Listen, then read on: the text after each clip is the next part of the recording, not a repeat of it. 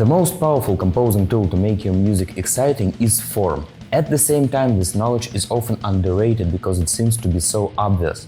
In this video, I will uncover all secrets of the form in songwriting, giving you an easy-to-apply formula to ensure your music never sounds boring. Let's go! First, I'm gonna show you how the lack of form development can ruin the entire mix.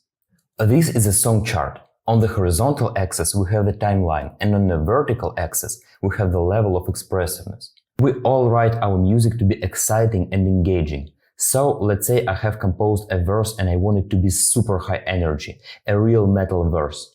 Next comes the pre-chorus, and I'm really motivated to make it stand out, so I will play a super brutal riff. Then goes the chorus, and I want it to be an absolute metal madness, maximum power and expressiveness. And what do we have after all? A flat chart. This is how boringness appears. You have just seen how good intentions have made my music absolutely boring. In real life, listeners will skip the song after the first 30 seconds, and the streaming statistics will look like that. This is the proof of how important the form development really is. So how to make the right form? You should always treat it as a waveform chart. The expressive sections of a song should alternate with the less expressive ones. This approach will save expressive parts from turning boring, while the less expressive parts will naturally serve as a transition to the next expressive section. This is how they complement each other, keeping the mix well balanced. This is just a general idea. Later in this video I will show you how to combine this concept with the full song form. But now let's just focus on different song parts and their functions in the mix. All song parts can be divided into two groups, essential and secondary. The essential parts of a song are the verse and the chorus. It's hard to imagine a modern song without them. Also, just these two sections are enough to create a simple but complete song.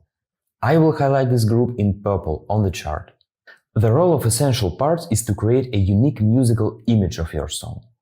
Secondary song parts will be highlighted in blue. Each one serves a specific function within the context of a song. We'll break them all down a bit later. The purpose of all secondary parts is to make the song structure more interesting and flow smoothly.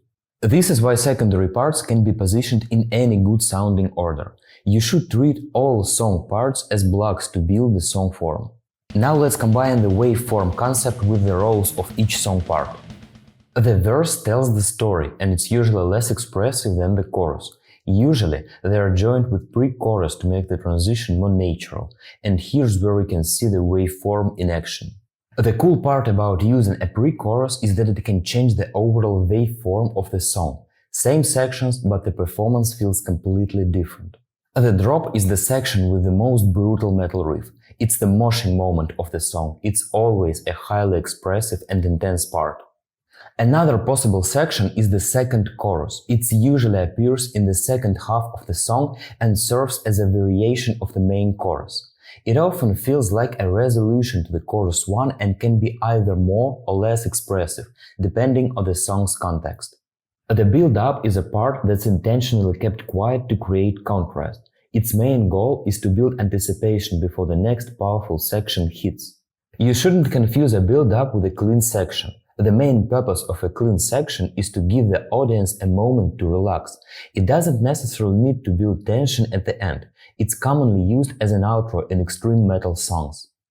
The next important part is the bridge. Its purpose is to be different, or even the opposite to the verse or chorus. The great example of this contrast is the bridge in Smells Like Teen Spirit.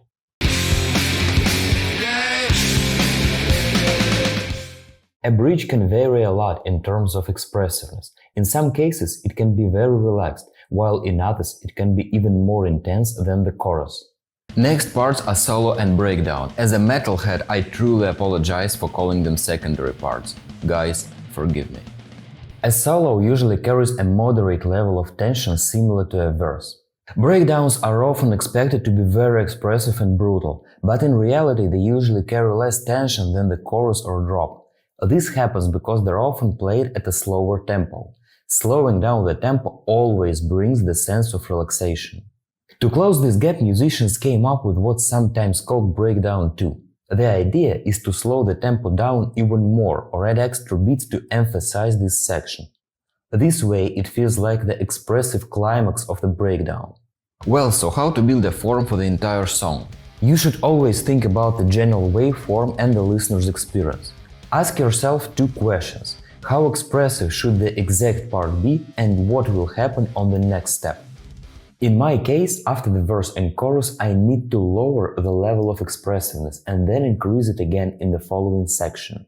So it can be an instrumental part leading into the solo, or it could be a moderately expressive solo flowing into the breakdown, or it can be a build-up leading into the brutal motion riff. Please help me to grow this channel by hitting the subscribe button and leaving me a positive comment. I'm on my way to build a metal composing community where I could share all the knowledge in songwriting and composing I have, providing you with mind-blowing and game-changing techniques. Let me show you some more form examples. The waveform logic explains why the classical metal form was developed this way. Over the decades, this traditional form has become some kind of a cliché. You can always use it to achieve a reliable, predictable result. But you shouldn't see it as a limitation. It's always good to come up with some new ideas and fresh forms. There are two common ways to be creative. Change an order of song parts or increase the scale of a wave. The way number one is more commonly used. This is why some bands start a track from solo or play the breakdown after the intro. As you can see, the waveform idea reveals the same.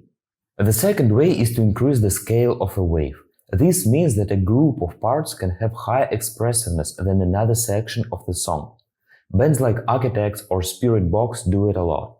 Keep in mind that form is closely connected with the chord progression. Some parts need to express less or more tension or express different feelings. This is achieved by applying different harmony techniques. This is what I break down in my lesson about how to turn chords into the song. It's full of examples and easy to apply composing theory. Thanks for watching and see you!